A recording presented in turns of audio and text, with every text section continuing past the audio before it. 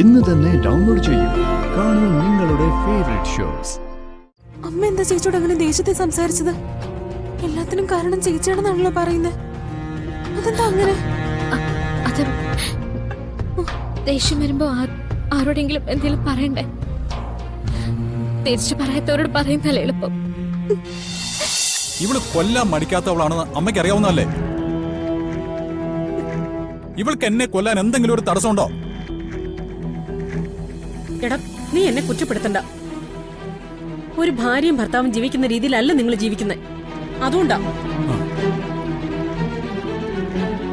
അത് മാറ്റണമെന്ന് ഞാൻ തീരുമാനിച്ചു. അതിൽ ഒരു തെറ്റും എനിക്ക് തോന്നുന്നില്ല.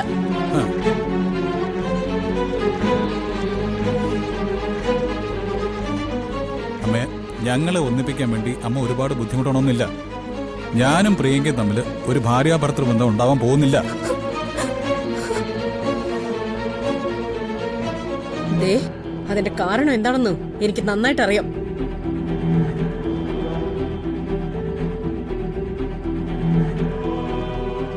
അങ്ങനെ ഒരു കാര്യവും നീ മനസ്സിൽ താലോലിക്കേണ്ട വരും.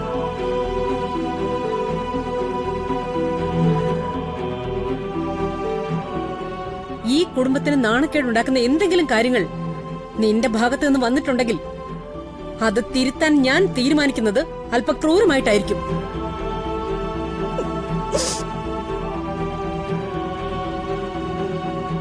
നിനക്കത് മനസ്സിലായിട്ടുണ്ടെന്നാണ് ഞാൻ കരുതുന്നത്.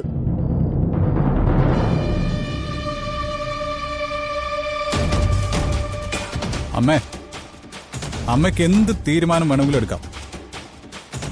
ഇത് എന്റെ ലൈഫാ, എന്റെ ലൈഫ്. ഇത് എനിക്ക് ഇഷ്ടമുള്ളതുപോലെ ഞാൻ അങ്ങ് ജീവിക്കും. ഇഷ്ടമില്ലാത്തൊന്നും എന്റെ തലയിൽ കെട്ടിവെക്കാൻ ആരും നോക്കണ്ട.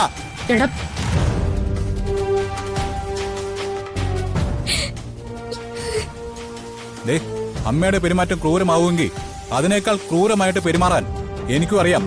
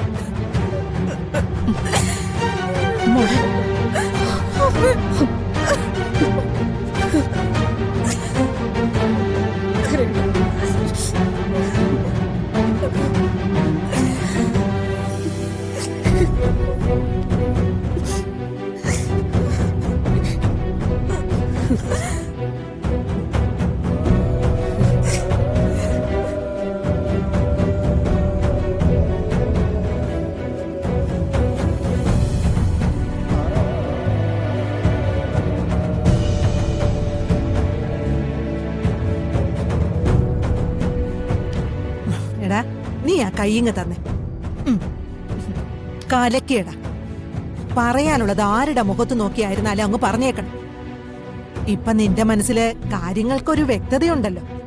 അതെങ്ങനെയാ മുന്നോട്ട് കൊണ്ടുപോകണ്ടേന്ന് ഈ മുത്തശ്ശിക്ക് നന്നായിട്ടറിയാം. കാറും കോളും ഒക്കെ ഒന്ന് അടങ്ങട്ടടാ. അത് കഴിയുമ്പോ സത്യം എല്ലാവർക്കും ബോധ്യമാവും. നീ താലി കെട്ടിയ പെണ്ണാണ് നിന്റെ ഭാര്യയെന്ന്. അത് അംഗീകരിക്കാതെ ഒരാൾക്കും പറ്റില്ല. നീ സമാധാനായിട്ടിരിക്കടാ.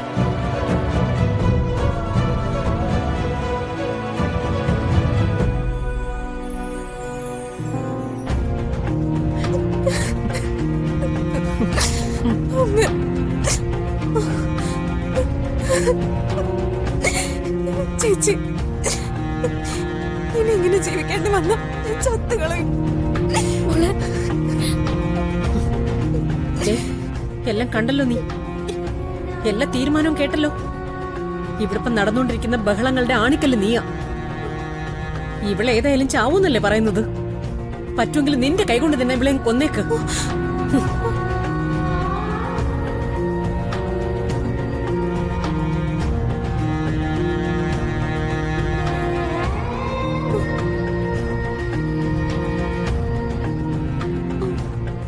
എന്താ ചേച്ചിയോട് അങ്ങനെ ദേഷ്യത്തെ സംസാരിച്ചത്? എല്ലാത്തിനും കാരണം ചേച്ചിയാണെന്നാണല്ലോ പറയുന്നത്. അതെന്താ അങ്ങനെ? അത് ദേഷ്യം വരുമ്പോ ആരോടെങ്കിലും എന്തെങ്കിലും പറയണ്ടേ? തിരിച്ചു പറയാത്തവരോട് പറയുന്നല്ലേ എളുപ്പം. അമ്മയുടെ ദേഷ്യം അതുകൊണ്ട് അടങ്ങുമെങ്കിൽ അടങ്ങട്ടെ. മോളെ, നീ വേറൊന്നും ചിന്തിക്കരുത്. തൽക്കാലം ഇതങ്ങ് ക്ഷമിക്ക. നോക്ക്, പതുക്കെ പതുക്കെ എല്ലാം നേരാവും. അതുവരെ ചേച്ചി നിന്റെ കൂടെ ഉണ്ട്.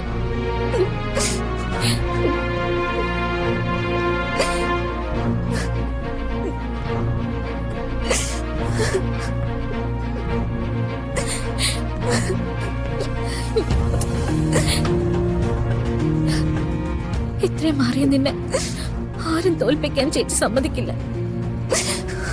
ചേച്ചി നോക്കിക്കൊള്ളല്ല.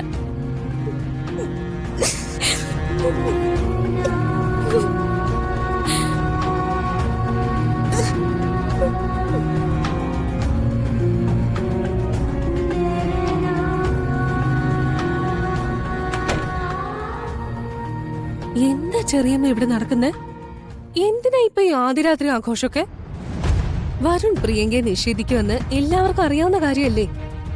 പിന്നെ എന്തിനാ അമ്മ അതിന് ശ്രമിച്ചത്? ഏട്ടത്തി ശ്രമിക്കുന്നതിലൊക്കെ ഒരു കാര്യമുണ്ട്. എന്ത് കാര്യം? കാര്യം എനിക്കറിയാം.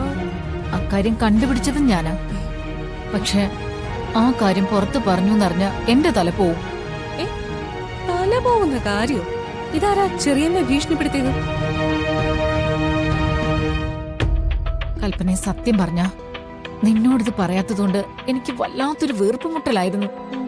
നീ അറിഞ്ഞതും കേട്ടതുമായിട്ട് ഭാവിക്കില്ലെങ്കിൽ ഞാൻ കാര്യം പറയാം.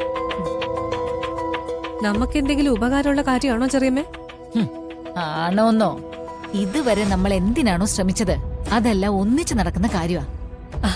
എന്നാ ചെറിയമ്മ കാര്യം പറ. ആദ്യം നീ എന്നോട് സത്യം ചെയ്യും, ഇത് അറിഞ്ഞതായിട്ട് ഒരാളോട് പോലും ഭാവിക്കില്ലെന്ന്. ഓ ഇല്ല, ഞാനിത് അറിഞ്ഞതിന്റെ പേരിൽ ഒരു കുഴപ്പം ഉണ്ടാവില്ല. എന്നാ കേട്ടോ, ഈ വീട്ടിലൊരു അവിഹിത ബന്ധം നടക്കുന്നുണ്ട്.